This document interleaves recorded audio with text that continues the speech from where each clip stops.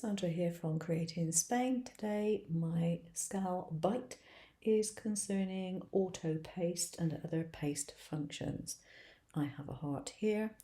If I right click I can copy. I could also go up to the edit button here and copy from there.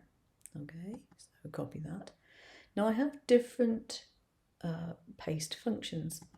If I just go to paste, it pastes one slightly off from the original, so I can do that. If I do paste in place, it places it directly over the one that I copied, and that has certain benefits when you are copying to paste. And if I move all these out the way, if I go to paste autofill, it will fill the entire page with my items. So that is the auto paste, the copy and paste, and the paste in place.